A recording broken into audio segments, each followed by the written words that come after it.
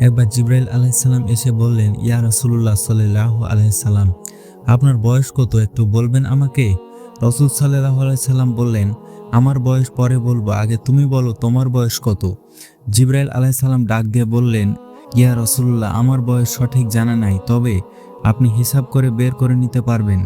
জিবরাইল আলাইহিস সালাম বললেন, ইয়া রাসূলুল্লাহ সাল্লাল্লাহু আলাইহি সাল্লাম, আমার যখন জন্ম হয় তথা আমাকে আল্লাহ যখন বানাইছেন, সেদিন আকাশে একটা তারকা দেখতে পাইলাম।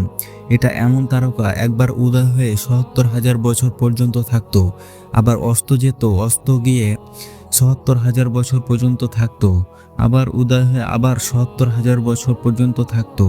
আমি জিবরাইল এইভাবে এই তারকাকে ৭২,০০০ বার উদয় ও অস্ত হতে দেখেছি। এবার বলেন, ইয়া রাসূলুল্লাহ, আমার বয়সটা কত হতে পারে? নবী করিম সাল্লাল্লাহু আলাইহি সাল্লাম বলেন, হে জিবরাইল, এত লম্বা হিসাব করতে তো মেশিন লাগবে। আমার কাছে তো এখন পর্যন্ত কোনো মেশিন নাই। তবে তুমি শুনে রাখো, তুমি যে ৭২,০০০ বার যে তারকাকে দেখেছো, সেই তারকাটাই ছিলাম আমি, মুহাম্মদ সাল্লাল্লাহু আলাইহি সাল্লাম। আল্লাহু আকবার।